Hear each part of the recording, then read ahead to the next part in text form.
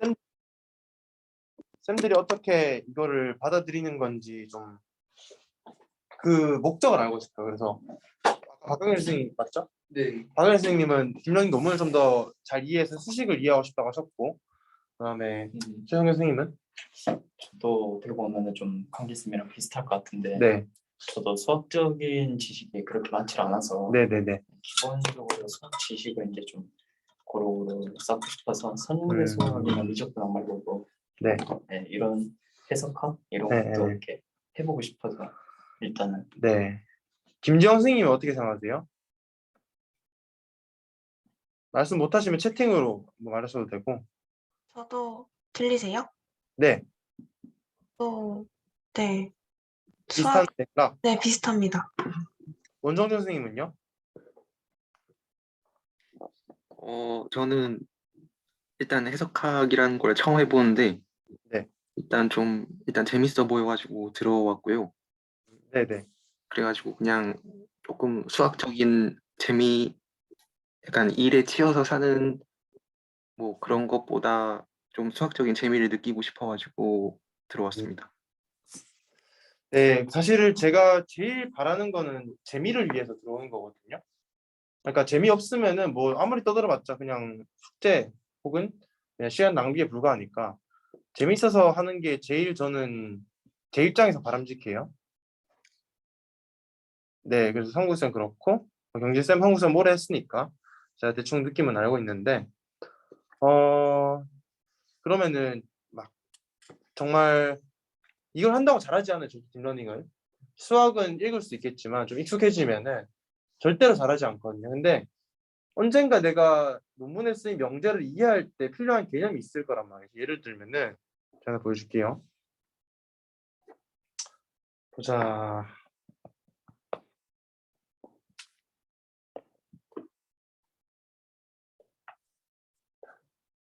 바서슈타인계는 다들 아시죠?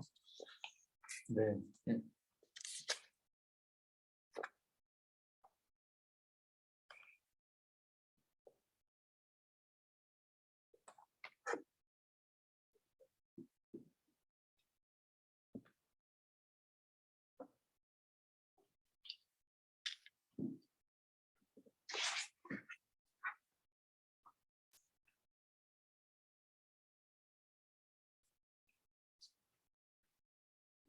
바서슈타인계는 논문을 보면은 뭔가 제 기억에는 띠어림이 하나 있었는데 음,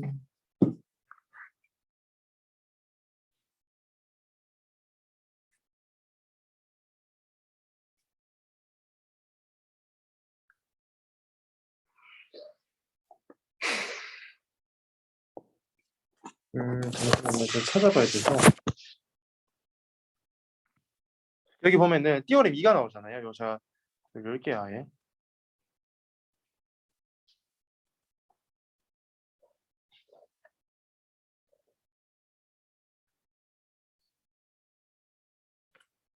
띠어림 2가 보면은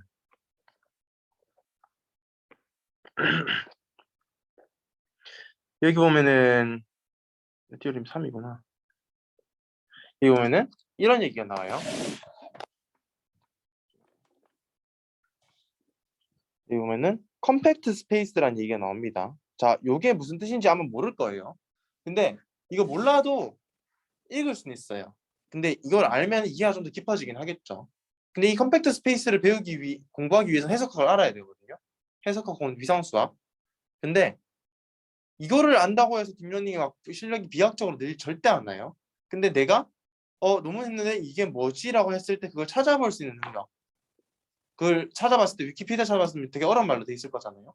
그거를 안에 이런 과목을 공부하면 되겠다까지를 저는 좀 얘기해주고 싶어요. 그러기 위해서는 최소한 한 과목은 제대로 공부해야 돼요. 경리쌤 그다음에 그 누구야 성구쌤은 저랑 선대 미적을 같이 했기 때문에 최소한이 뭘 공부해야 되겠다. 그다음에 이게 찾았을 때 어떤 과목이구나 정도는 느낌이 올 거라 생각해요 저는. 근데 아직 다른 분들은 그런 게 아닐 수도 있기 때문에 이제 제가 좀 고민이 되는 거고 사실 이거 컴팩트 스페이스 그냥 이런 거거든요. 이런 거 0,1 이런 거거든요. 근데 이거를 모르면은 이 컴팩트 스페이스 왜 이게 똑같은지를 모르면은 사실 이 단어 건너뛰어야 돼요. 그냥 랩 비어 디스트리뷰션이라고만 딱 되는 거예요. 그러니까 제가 어떻게 해야 될지 좀 고민이 되는데 일단 해보면서 피드백을 좀 주면 좋겠어요. 이걸 해나가면서. 그래서 참여는 자유롭게 뭐 시간 되시면 들어오시고 안 되면 안 되거나 안 맞으면 안 들어오셔도 되고 또 뭐 말할 게 있어요. 또 궁금한 거 있어요? 뭐 나는 이런 방향이 좋다. 아니면 나는 이런 방향 싫다 하는 거 있으면 말해주면 제가 거기 맞춰서 좀 최대한 진행해 볼게요. 일단 자유롭게 좀 의견을 주면은 거기 맞춰 보도록 제가 노력해 볼게요. 근데 해석이 이게 재미가 되게 없어요. 그러니까 이거는 최소한 이 수학을 하기 위한 언어거든요. 근데 단어 공부한다고 우리가 재밌진 않잖아요. 실제로 소설을 봐야 재밌는 거기 때문에. 그런데 이걸 했을 때 좀 더 풍성해지긴 할 거예요. 내가 가지고 있는 어휘력이. 좀 그런 맥락에서 좀 바라봐 주시면 좋을 것 같고. 자, 그래서 뭐 다른 얘기하고 싶으신 거 있으세요?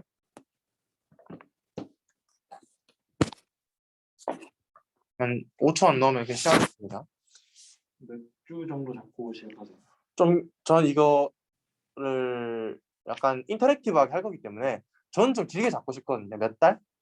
최소한 몇 달, 한 4-5달은 잡고 싶은데 그러면은 좀 오래 봐야 되겠고 그다음에 또 피드백을 받으면서 하면 더 줄어들 수도 있고 뭐 더 늘어나지 않을 거예요. 4-5달 정도면은 사실 제가 수업할 책이 이제 그것부터 얘기를 하면은 루딘이라는 사람이 쓴 Principles of Mathematical Analysis라는 책이거든요.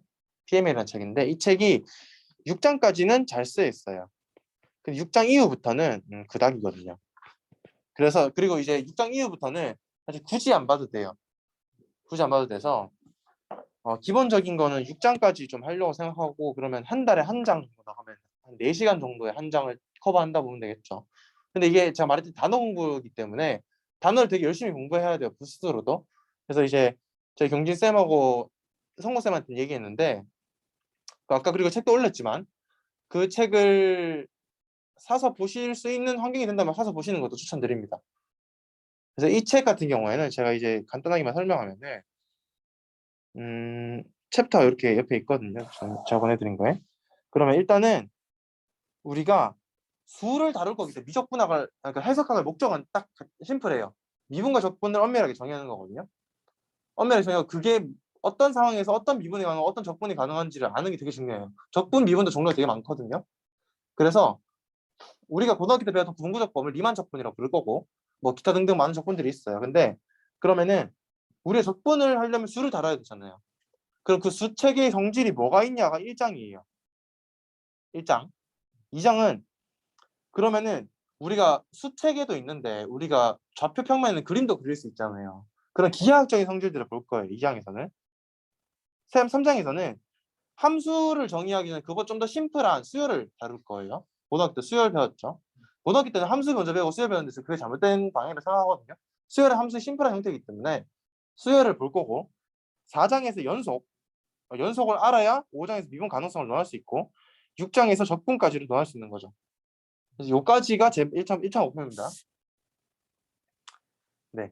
그래서 뒤에 거는 사실 제가 한다고 더 여러분들이 인생에 도움이 될 것 같지 않아서 사실 9장까지가 좀 잘 썼는데 9장까지는 굳이 그런 느낌이 있어서 요 정도만 보는 걸로 하고 수체계가 특히 재미가 없어요.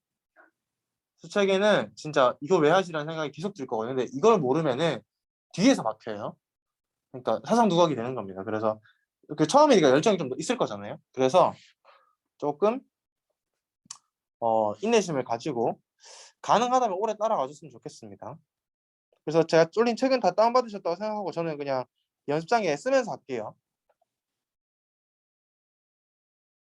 닫고 연습장에 쓰면서 하면은 자 우리가 아는 걸 먼저 적어봅시다.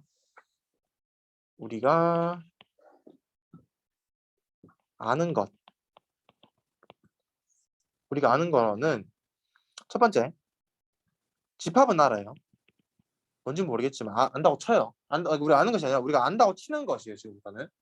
두 번째 자연수도 알아요. 세 번째, 유리수까지도 알아요. 우리 요까지만 안다고 생각하고 이 해석을 시작할 거예요. 실수, 복소수는 우리가 모릅니다, 아직. 그래서 오늘은 정말 이거 왜 하지라는 생각이 드는 실수를 한번 정의해 볼 거예요. 사실은 집합으로부터 자연수를 창조해낼 수 있고 자연수로부터 정수를 창조해낼 수 있고 그 다음 유리수 창조해낼 수 있거든요. 아니, 애초에 존재했던 게 아니었던 거예요. 집합만이 존재했어요, 이 세상에는. 그래서 조금 딴소리를 해보자면은 수학은 뭐 아르키메데스, 아리스토텔레스부터 수학이 있었죠. 근데 그때는 자연수, 정수를 다 믿고 썼어요. 뭐 정수도 없었지만 그때는. 근데 19세기, 20세기 들어오면서 이게 진짜 존재해? 라는 물음이 생긴 거예요. 그래서 그거를 모든 수학을 하나의 언어로 다 기술할 수 있게 만든 게 집합론이에요. 이것만 있으면 현대 수학을 전부 다 할 수 있어요. 집합론을 가지고는. 진짜 리터럴리 안 되는 게 하나도 없어요. 그래서 집합론은 그냥 우리가 공부할 시간이 없으니까 안다고 칩시다. 자, 중간중간 필요하면 얘기해 줄게요. 그래서 자연수, 유리수를 안다 치면은 자, 우리 책에 나온 대로 한번 차근차근 따라가 봅시다. 1이라는 숫자가 있어요. 그 다음에 1.4가 나오죠. 그 다음 1.41이 나와요. 그 다음에 1.414가 나옵니다. 이렇게 가면은 이 숫자는 우리가 알듯이 루트에 가까워지겠죠. 근데 가까워진다는 게 무슨 말인지 설명할 수 있는 사람이 아마 없을 거예요. 그건 되게 비수학적인 용어거든요. 우리 고등학교 때는 일극한도 가까워진다, 한없이 가까워진다라는 얘기를 했지만 그거 다 틀린 말이거든요. 수학적인 용어가 아니기 때문에 애초에 그냥 말이 안 돼요. 그래서 우리 이 tends to라고 책에 적혀 있는데 1페이지에 가까워진다는 경향성을 우리가 정의할 거예요. 사실 수학은 그런 경향성은 없습니다. 자, 그래서 우리가 p 제곱이 2가 되는 유리수 p는 없다라는 거를 증명할 거예요. 증명은 심플하죠. 우리 고등학교 1학년 때 아마 해봤을 거예요. 뭐 몇 차 교육 과정인지에 따라 좀 다르겠지만 p 제곱이 된 유리수 p는 없다라는 거는 p 제곱이 2라는 유리수 p가 있다면 p는 q분의 r로 적을 수 있겠죠. 그러면은 q 제곱분의 r 제곱이 2가 되니까 r 제곱은 2q 제곱이 되잖아요. 그러면은 짝수죠. 그럼 얘도 짝수일 거예요. 그러면은 r은 2l 써지겠죠. 그럼 얘는 4l 제곱이 돼 2q 제곱이 되니까 2l 제곱이 q 제곱이 될 거예요. 얘 짝수니까 얘도 짝수죠. 이 짓을 계속 반복하면 무한히 내려가겠죠. 근데 인수분해 무한히 많이 할 수 있어요, 없어요?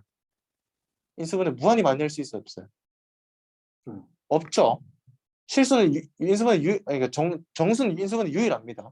무한히 많이 한다는 거 말이 안 돼요. 그건 무한대예요. 무한대도 사실은 인수분해 안 된다고 말하면 안 되지만 어쨌든 그래서 이런 무한히 내려가는 방법을 통해서 모순이 생겼죠. 그래서 이런 거는 존재한다고 쳤을 때 모순이 생겼으니까 이거는 모순이니까 이제 이런 게 없다는 얘기가 됩니다. 이거를 무한강화법이라고 불러요. 이런 거는 그냥 상식을 믿고 상식을 알아놓으면 되고. 자, 그러면은 조금 더 자세히 한번 봅시다.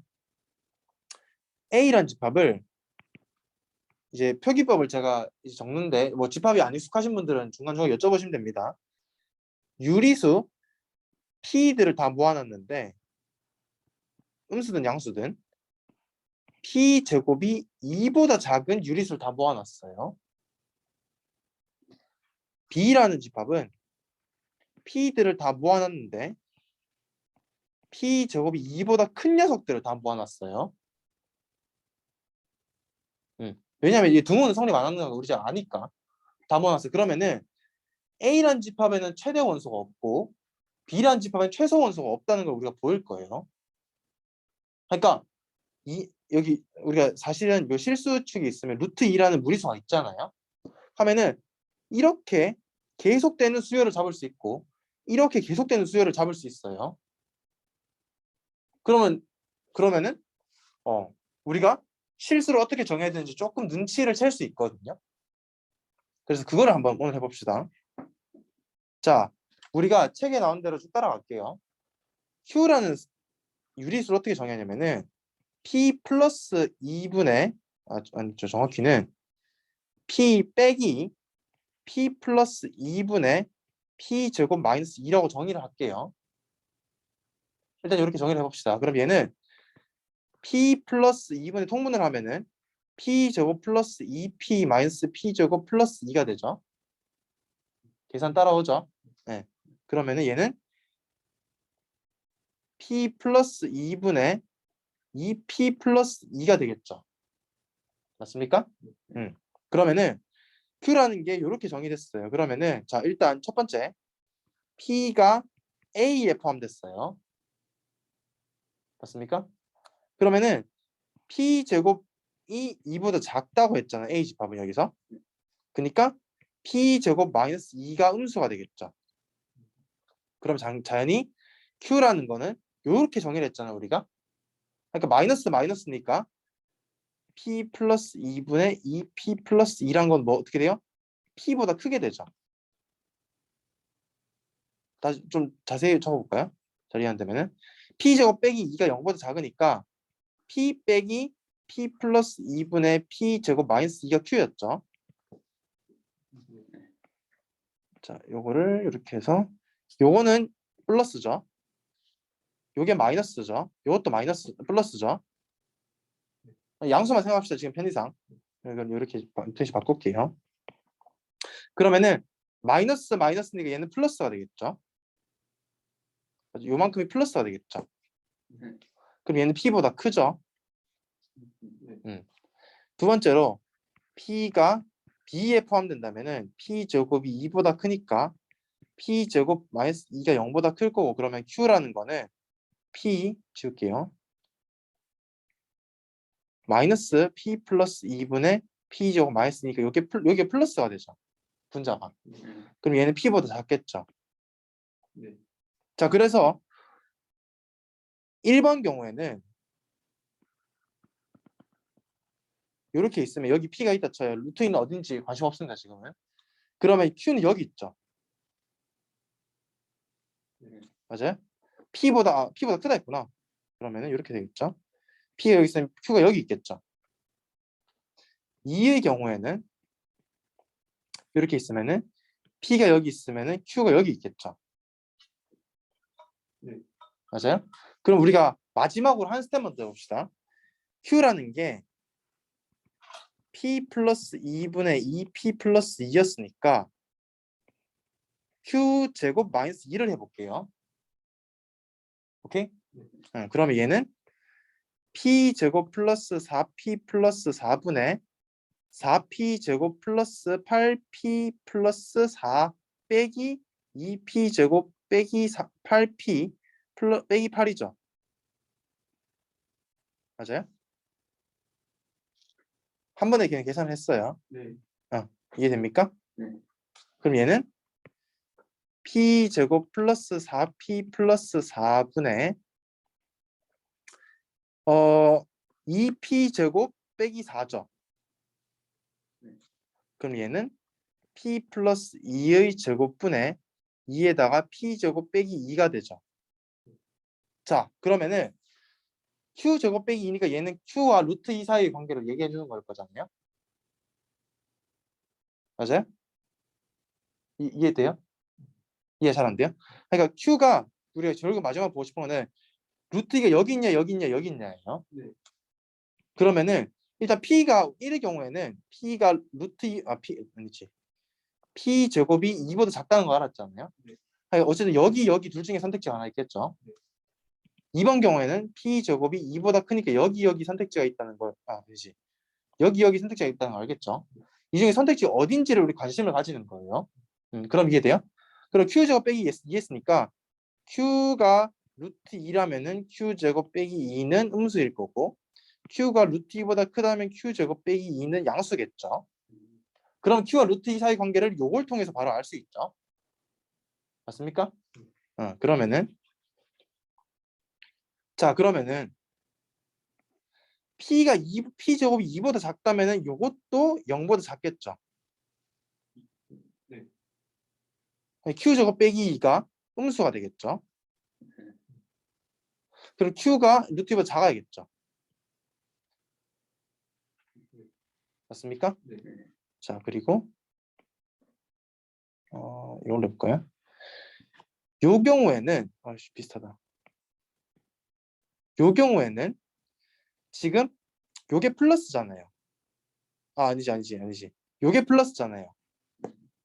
P 제곱 2보다 크다 했으니까 이게 플러스겠죠. 그러면 얘도 플러스겠죠. Q 제곱이 2보다 크니까 여기 루트 2가 있겠죠. 네. 그럼 우리가 A라는 집합에서 아무 P나 가져왔어요. 근데 그것보다 더 큰 Q가 있죠. B라는 집합에서 아무 P나 가져왔는데 그거보다 더 작은 Q가 있죠. 요 관계를 만족시키는. 하니까 따라서 A has the greatest element라고 하죠. 최대 원소가 없죠. A에는. 이게 이해가 돼요? 잘 이해 안 돼요? 이해 안 되면 바로바로 말해주세요. A가 지금 1번이 되는 거. A가 1, 이게 A예요. 이게 B이고. 아, 네. 그러니까 P라는 원소를 아무거나 잡았는데 그것보다 큰 원소를 만들 수 있으니까 루트보다 작고 자기보다 큰 원소를 만들 수 있으니까 최대 원소가 없겠죠. 얘는 루트 2보다 큰 원소 아무거나 잡았는데 그것보다 작은 원소가 하나 더 있잖아요. 그럼 얘도 최소 원소가 없겠죠.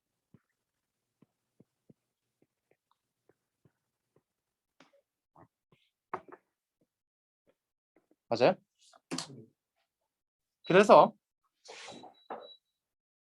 그래서 우리가 여기서 테이크홈 메시지가 뭐냐면은 자, 유리수만으로 모든 실수를 표현할 수가 없겠죠. 이해됩니까? 네. 하다못해 루트 2도 표현할 수 없어요. 루트 2 정의도 안 되고 뭐 루트 2보다 조금 아주 그 바로 직전의 원소가 있으면은 그 녀석을 루트 2와 그러니까 제 말이 무슨 말이냐면은 A, B, 루트 2를 잡았어요. 얘들은 유리수입니다.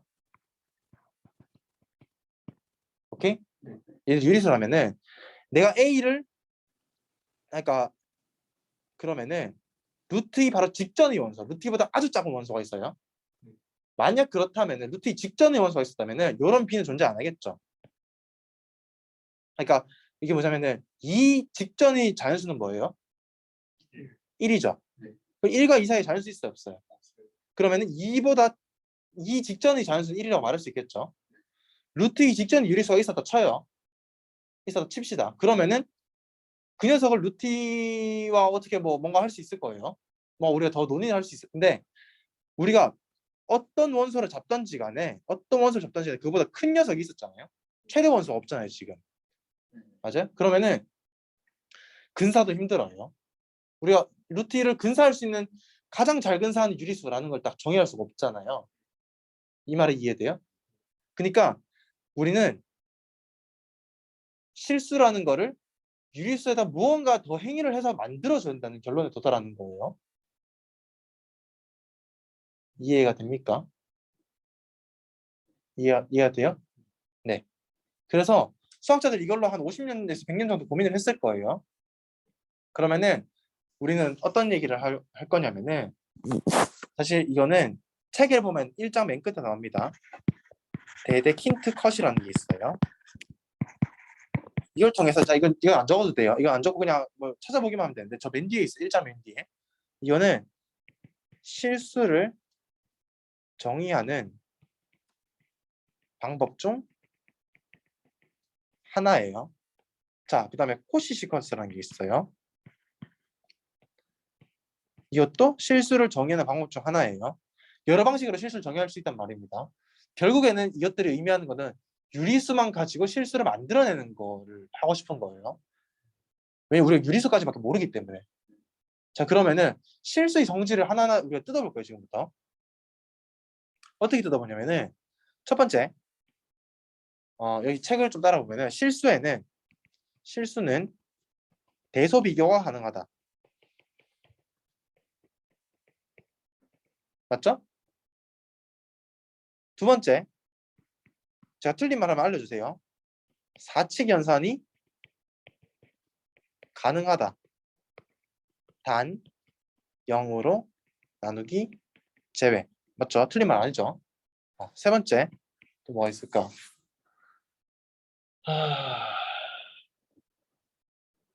한번 이 정도만 가지고 볼게요. 사실 이 정도만 있어도 실수가 대충 다 정의가 돼서 자 그러면은 1번 우리가 아까 그 1번은 신경 쓰지 말고 지금부터 1번 여기서 정의할게요.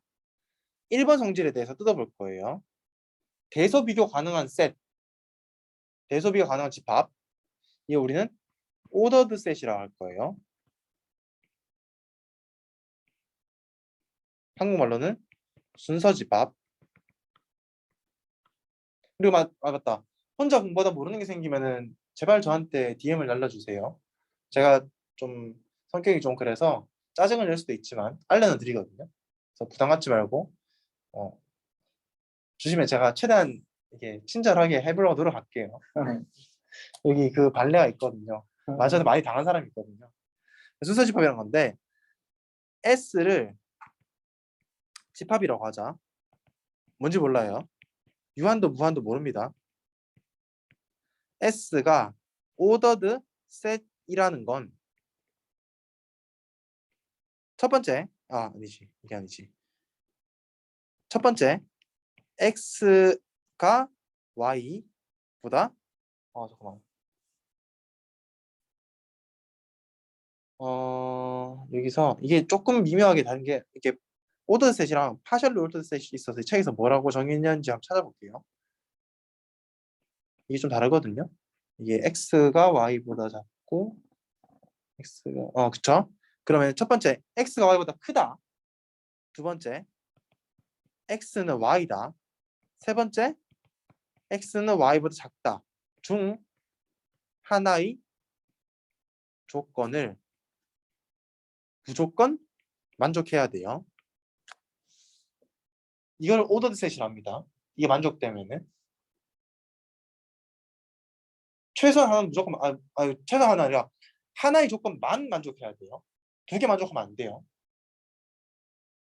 자, 예를 들면 뭐 있습니까? 오더드 셋 예시를 많이 봐야죠. 첫 번째 예시 자연수 집합 오더드 셋이에요?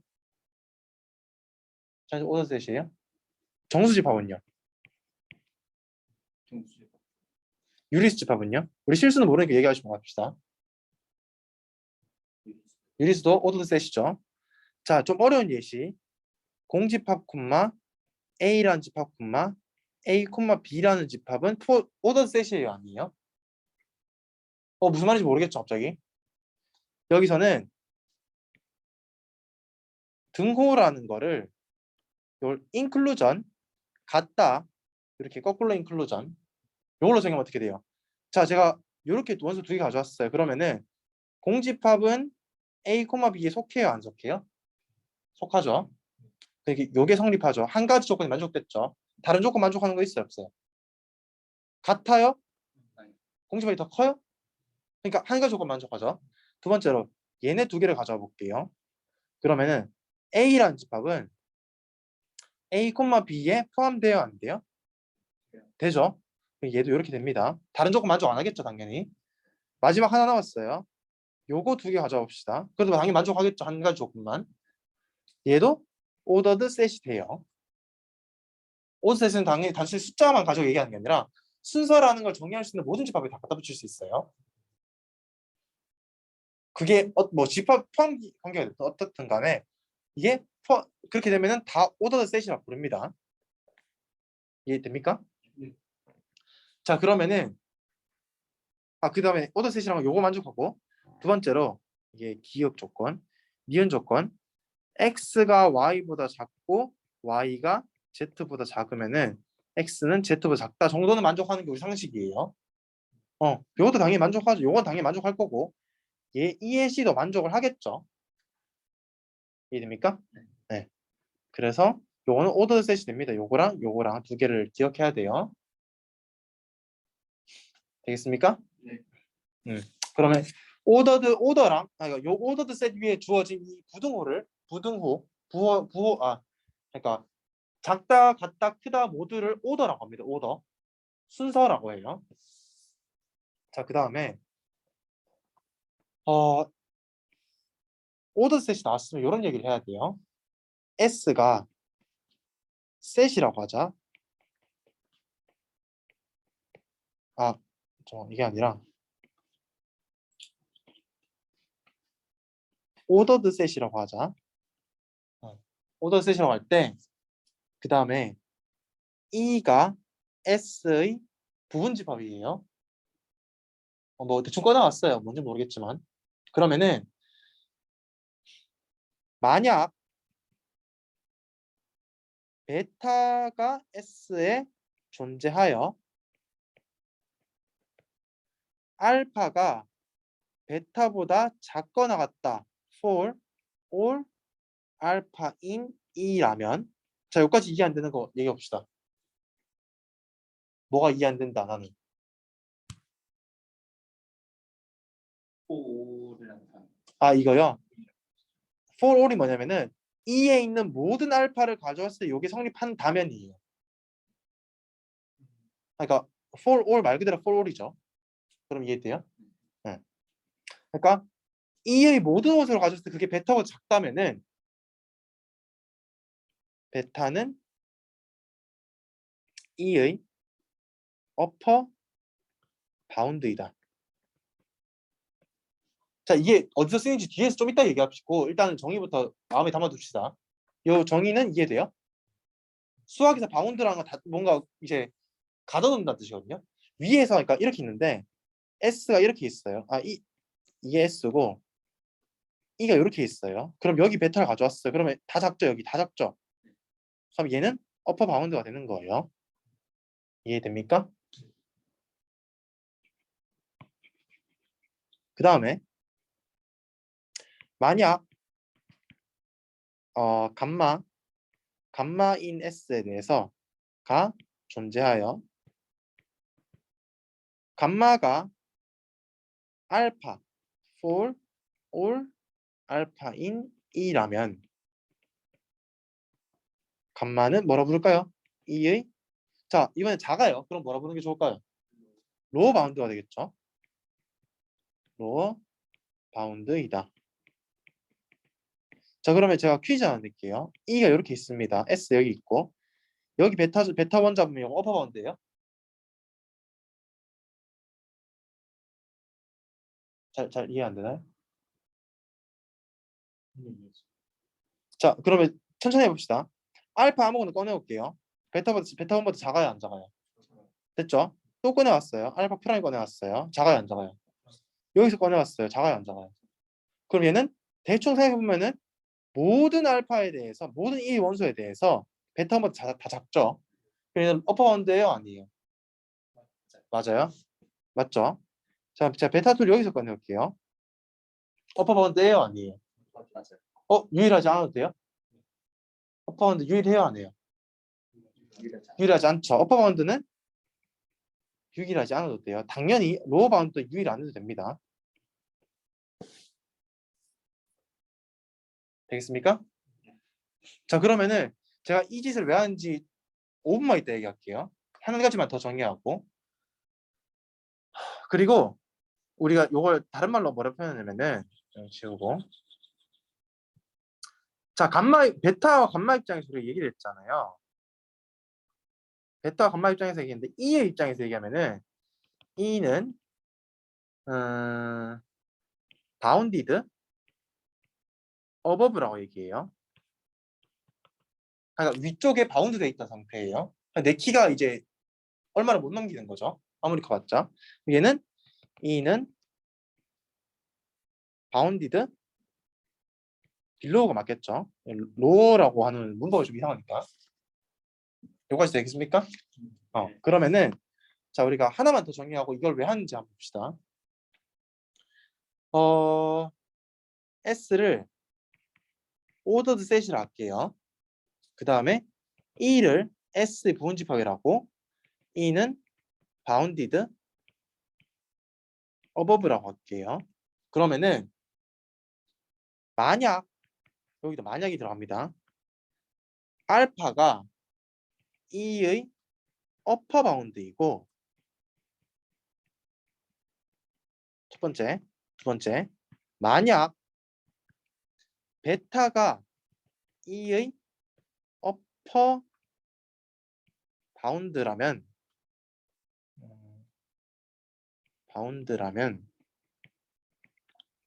알파는 베타보다 작거나 같다. 이 두 개 조건이 있어요. 이게 무슨 말인지 잘 모를 거예요. 자, 그럼 그림을 그려서 이해하면 또 쉽거든요. 그림이 항상 중요합니다. 자, 이렇게 E가 있어요. 요건 이해되죠? 여기 S는 오더드 셋입니다.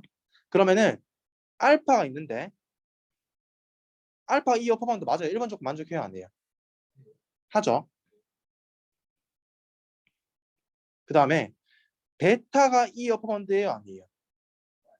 근데 알파는 베타보다 작거나 같아요? 그럼 이거는 조건 만족 안 했네요. 다음 거 봅시다. 알파 여기 있어요. 베타 여기 있어요. 어퍼 바운드 맞죠, 일단? 베타도 어퍼 바운드 맞죠? 알파 베타도 작아요? 만족하는 것 같은데, 그쵸?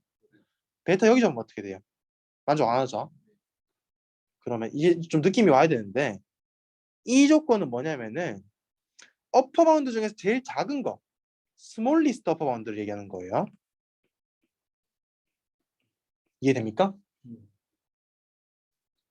여기를 말하는 거예요. 여기 이해돼요? 그러니까 베타가 어퍼 바운드면은 여기 뭘 잡든지 간에 다 알파보다 커야 돼요. 이해되겠습니까? 그럼 얘를 알파를 리스트 어퍼 바운드 스몰 리스트에서 리스트로 바뀐 것 뿐이에요. 이해되겠습니까? 네. 자, 그리고 알파를 뭐라 적냐면은 슈프리멈이라 적어요. 요거는 어디서 들어본 적이 있을 수도 있어요. 슈프리멈. 왜 맥시멈하고 다르다? 다르죠? 왜 달라요? 이거 말할 수 있는 사람 있어요? 맥시멈은 자, 제가 적어볼게요. 슈프리멈 E와 맥스 E라는 건 정의가 얘는 그 집합도 아니에요. 그냥 E의 리스트 어퍼 바운드가 되는 거예요. 요거랑 얘는 E의 최대 원소가 되는 거예요. 이게 다른 말인 거 혹시 느낌이 와요? 느낌이 온다고 말하면 제가 설명시킬 거니까 아마 느낌이 안 온다고 말하겠죠. 자, 이게 무슨 뜻인지 봅시다. 그러니까 우리 위에 올라가 볼게요. 요 집합 있죠, 요 집합. 최대 원소 가졌어요? 가졌어요? 우리가 막 쭉 하면서 여기 요 그림 있죠? P보다 큰 원소를 하나 고를 수 있었죠? 적어도 하나.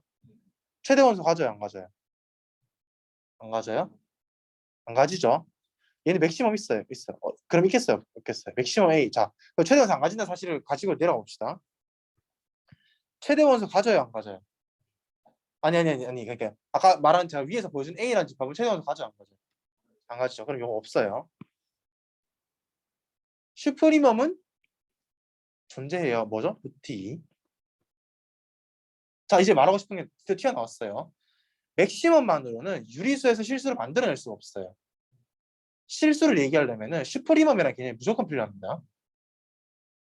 이게 맥락이 이해돼요? 그래서 제가 오더드 셋부터 뭐 어퍼 바운드, 리스트 어퍼 바운드 얘기를 한 거거든요. 이해되나요?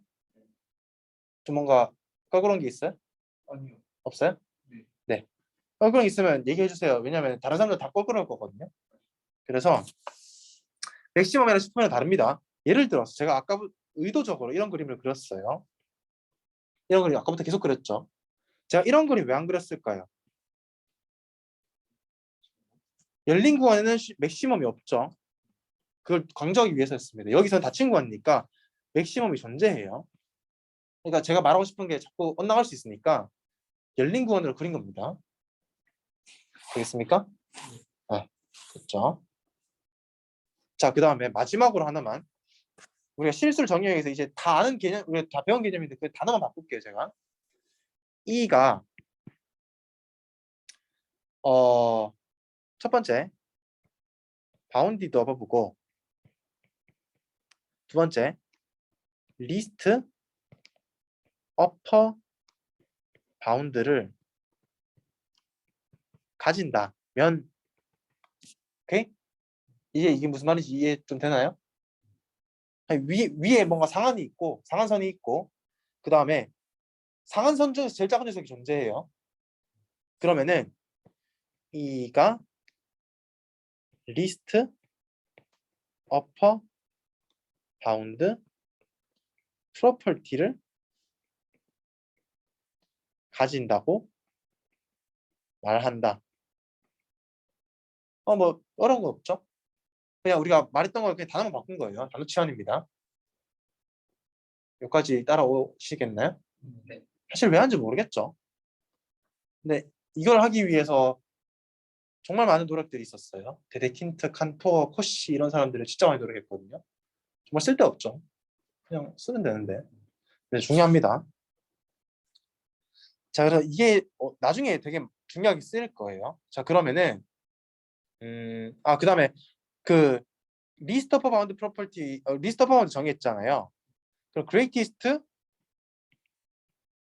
로어 바운드 정할 수 있겠죠? 맞죠? 로어 바운드 중에서 제일 큰 녀석. 그러니까 여기 이해되죠? 요거는 할 수 있을 거예요. 직접 해보세요. 자, 그러면은 두 번째, 제가 아까 다시 올라가면은 이런 말을 했어요. 실수 대소 비교 가능하다.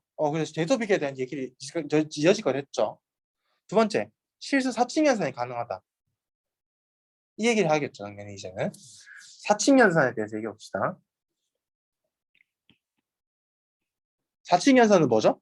다시 불러볼까요? 더하기, 빼기, 곱하기, 나누기. 이 중에 필요 없는 거는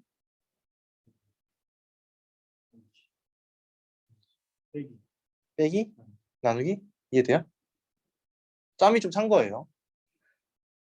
왜냐하면은 A 플러스 B가 C라면은 C는 아니지. A는 B 잠깐 왜 이러냐? A 마이너스 B죠. 맞아요? 잠깐만. C 마이너스 B, C 뭔 소리야? C 마이너스 B죠. 자, 그렇기 때문에 더하기를 알면은 빼기도 알 수 있어요. 곱하기를 알면 나누기도 알 수 있습니다. 그래서 필요 없는 게 두 가지. 이 세상에 더하기랑 곱하기밖에 없어요. 이 세상에는. 그래서 제가 지금부터 뭘 할 거냐면은 8가지 조건을 말할 거예요. 8가지 10가지네, 10가지. 자, 이거 외우는 거 아닙니다. 두 문장으로 얘기할 수 있어야 돼요. 이 10가지 조건을 추격해서 두 문장으로 얘기할 수 있어야 됩니다. 제가 그거 다 가르쳐 줄게요. 뭐랑 똑같아요, 쌤? 그쵸, 그거랑 똑같죠. 굉장히 비슷합니다. 첫 번째, 저도 안 외우고 다니거든요. 자, 이거 조건인데 F 위에 덧셈이랑 곱셈이 있다고 쳐요. 뭔지 몰라요. 행렬일 수도 있고, 행렬은 알죠? 행렬일 수도 있고, 실수일 수도 있고, 유리일 수도 있고, 정수일 수도 있고, 자연수일 수도 있어요. 근데 첫 번째, x랑 y가 f 안에 들어가면은 x 플러스 y도 f 안에 들어가야 돼요. 두 번째, 그냥 나열할게요. x 플러스 y는 y 플러스 x예요. 모든 for all을 이렇게 적습니다. for all a를 뒤집어 놓은 거예요. 모든 x, y인 f에 대해서. 세 번째, x 플러스 y를 먼저 계산하고 g를 계산하나 x를 나중에 계산하고 y 플러스 g를 계산하나 같아요. 뒤에 조건들은 안 닿게요. 그냥 이건 뭐 대충 하면 되니까. 네 번째, 자 여기서 잠깐만. 0이라는 게 f에 존재해야 돼요. 그걸 이렇게 적습니다. exist라고 해서 1을 뒤집어 놓은 거예요. exist 0in f such that 그러니까 이 뒤에 조건을 만족하는 요게 존재하는 뜻이에요. x 플러스 0은 0 플러스 x는 x for all x in f. 자, 다섯 번째 마지막입니다. for each x in f exist 마이너스 x라는 녀석이 존재해서 such that x 플러스 마이너스 x는 제로가 돼야 돼요. 자, 이거 사실 이거 하면서 무슨 생각이 들었어요?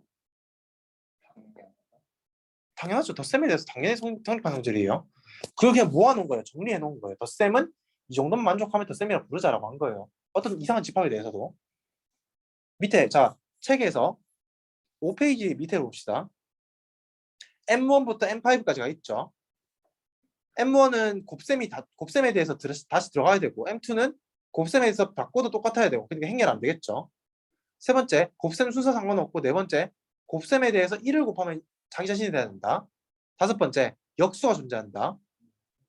이것도 당연하죠, 곱셈에 대해서는. 그래서 우리가 자, 저 두 문장을 요약할 수 있어야 된다. 이 두 개를. 덧셈에 대해서 덧셈이 정의되고 곱셈이 정의된다. 라는 두 문장으로 요약할 수 있어야 돼요, 이거를. 그럼 우리는 뭐라 부르냐면은 F는 field라고 불러요. 채. 필드. 운동장이에요, 운동장. 이게 독일어로는 콜푸스라고 해서 몸인데 사실 영어로 번역되면서 이게 뭐 오터 때문에 필드라고 번역된 걸로 알고 있거든요. 그래서 F는 필드라고 부릅니다. 영어로는 운동장이고 한국어로는 몸이죠. 왜 그렇게 부르는지 저도 몰라요. 자, 마지막으로 하나.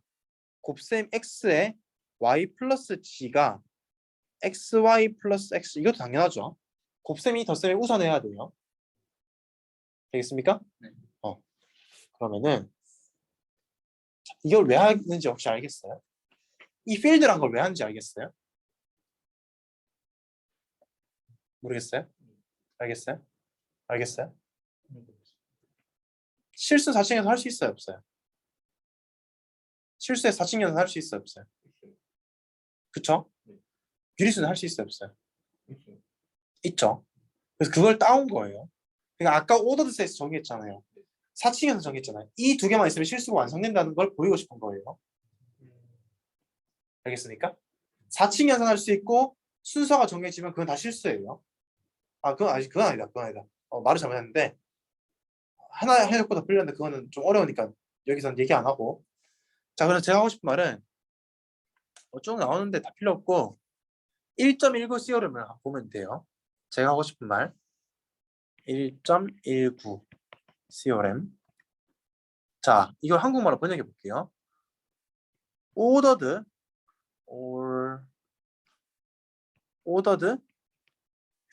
set이면서 field인 이거를 ordered field라고 부를게요. 문제 없죠? in 전 이렇게 씁니다. 수학하는 사람들 이렇게 써요. R을 이렇게 씁니다. 두 개 해서. 자, 참고로 자연수, 정수, 유리수, 실수, 복소수 다 이렇게 써요. 두 개씩. 다른 거랑 겹치지 않기 위해서. in R이 존재한다. 존재한다. R이 존재하여 아까 정했던 리스트, 어퍼, 바운드, 프로퍼티를 만족한다. 이게 첫 번째 결과. 이렇게 존재한다. 이거 증명은 그 아까 데드킨트라고 했던 그 1장 맨 뒤에 나와 있어요. 그 증명인데 그거 안 봐도 돼요. 그냥 믿고 넘어가면 됩니다. 믿고 틀리지 않았으니까. 두 번째로는 R은 Q를 포함한다. 굉장히 강력한 거예요. Q에서 우리가 아까 A라는 집합, B라는 집합 정했잖아요. 루티 그거 할 때. 근데 거기서 루티가 A에도 포함 안 되고 B에도 포함 안 돼 있었어요. 근데 R에는 오더드 셋 비교할 수 있어야 돼요. 이렇게 P가 있고 루티가 있고 P 프라임이 있어서 이건 A고 이건 B였죠. 이렇게 되고 그 다음에 4층 연산도 할 수 있어야겠죠. 실수라면 적어도 그게 존재해서 A라는 집합의 슈프리멈이 루트 2가 되고 B라는 집합의 아까 인피멈 얘기하는데 인피멈 그러니까 로어 반 중에서 제일 큰 녀석이에요. 머리 알죠? 그게 또 루트 2가 되는 그러한 집합이 존재한다는 거예요. 실수 존재성 증명은 아니고 실수 존재성을 믿음을 가진 거예요. 지금부터 실수는 존재하구나 라고 믿음을 가지는 거예요. 이해되겠습니까? 솔직히 왜 하는지 모르겠죠. 그게 정상이에요. 근데 이걸 알아야 나중에 조금 더 자세한 얘기들을 할 수 있어요. 예를 들어서 뭐가 있을까요? 저는 예시를 한번 생각해 볼게요. 리스트 오브 바운드 프로퍼티.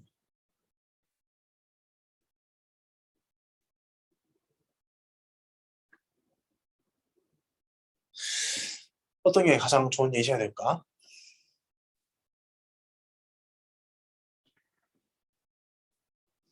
아, 이런 게 있다. AN이라 수열이 있어요. 얘는 자연수 집합에서 유리수 집합으로 가는 실수열입니다. 오케이? A1은 1이고 A2는 1.4고 그럼 차이가 얼마예요? A3는 1.41이니까 이 차이는 얼마예요? A4는 1.414. 이거는 맞죠? 점점 줄어들죠? 그럼 AN 수렴해요? 아니에요? 왜요? 차이가 줄어들면 수렴해요? 심지어 0이 가까워지면 수렴해요? 유리수만 갖고 이 얘기 절대 못하죠. 유리수 집합만에 루트 2가 없기 때문에 이 얘기 절대 못해요. 근데 실수에서는 이게 항상 수렴한다는 보장을 할 수 있는 거예요. 차이가 점점 작아지고 그 차이가 0이 가까워지면은 0으로 수렴하면은 이 수열은 무조건 수렴한다는 정리가 있어요. 그 우리가 딥러닝 논문 보면은 힐베르트 스페이스라는 얘기 들어봤어요? 안 들어봤어요? 들어봤어요? 그런 걸 얘기하는 논문들이 가끔 있어요. 제가 하나 또 보여줄게요. 이게 논문을 읽다 보면은 다 외우고 다니는 건 아니고 그 셀프 디스틸레이션 한다 뭔지 알죠? 셀프 디스틸레이션 뭔지 몰라요? 이게 저 딥러닝 얘기 좀 합시다. 이게 뉴럴 네트 이렇게 있잖아요. 그러면은 이게 파라미터의 1족이에요. 그럼 GPU 몇 개 엄청 필요하겠죠. 파랄하게 돌려야 될 거예요. 그러면 이거 똑같은 성능이 좀 가볍게 할 수 없을까 하는 생각을 당연히 하겠죠. 그게 디스틸레이션이에요. 이건 알아요? 알아요? 그러니까 똑같은 성능을 내는데 모델만 가볍게 만든 거예요. 용량만 가볍게 만든 거예요. 그걸 디스틸레이션이라고 부르거든요. 근데 디스틸레이션을 할 때 정말 쓸데없는 짓을 해요. 1조개짜리 네트워크를 자기 자신하고 똑같이 생긴 네트워크 있잖아요. 거기다 디스틸레이션을 시켜버려요. 파라미터 한 개도 안 줄이고. 이걸 셀프 디스틸레이션이라고 부르거든요. 셀프 디스틸레이션 이걸 왜 하냐면 성능이 가끔씩 올라가는 경우들이 있어요. 그래서 그거를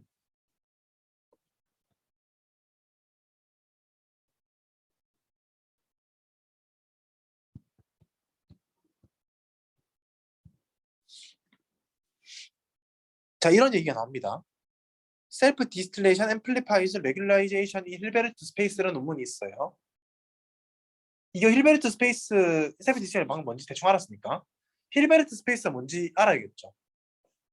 그래서 힐베르트 스페이스를 쳐볼게요. 힐베르트 스페이스를 치면은 뭐야 이거 아니고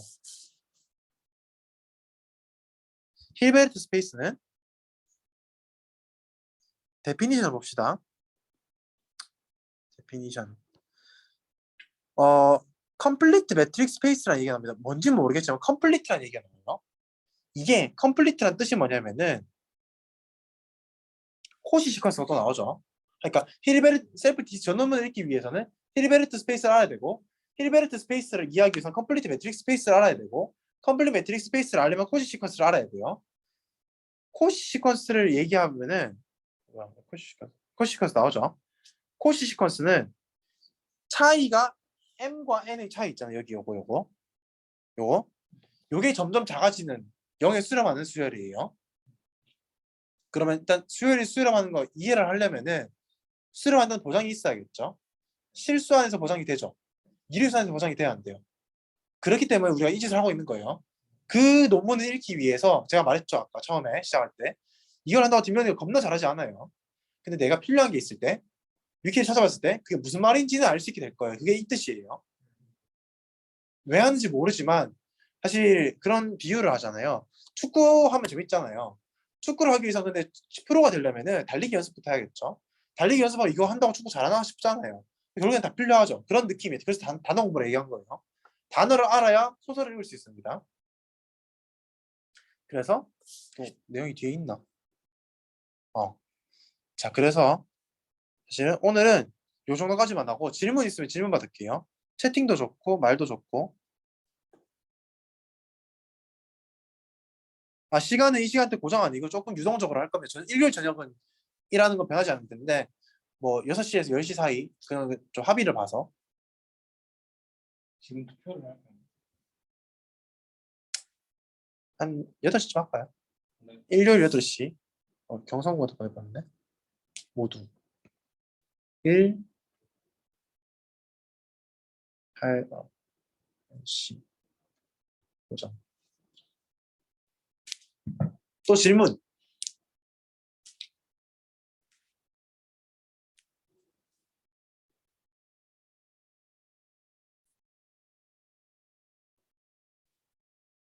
질문이 없으시면은 뭐 얘기나 좀 할게요. 저런 논문 안 읽어도 돼요. 근데 내가 읽고 싶은 논문에 뭔가 그런 어떤 장애물이 있으면 좀 아쉽지 않나요? 뭐 그걸 하기 위해서 수학을 처음부터 공부하는 것도 그래서 저는 개인적으로 일주일에 1시간 정도 시간을 내서 이 정도 하는 건 사실 일요일 저녁이고 해서 큰 부담이 없을 수 있잖아요. 그렇기 때문에 뭐 한번 재미삼아 그다음에 좀 약간 지식에 대한 갈증이 있으면 그런 거 삼아 해보는 것도 나쁘지 않은 것 같아서 저는 초대를 한 거고 그러니까 그 홍보를 한 거고 그래서 좀 한번 해보면 뭐 재미없을 수도 있는데 재미있을 수도 있잖아요. 당분간 좀 해보시는 걸 저는 권해드리고 싶습니다. 온라인으로 드신 분들 질문 없으면 여기서 마칠게요.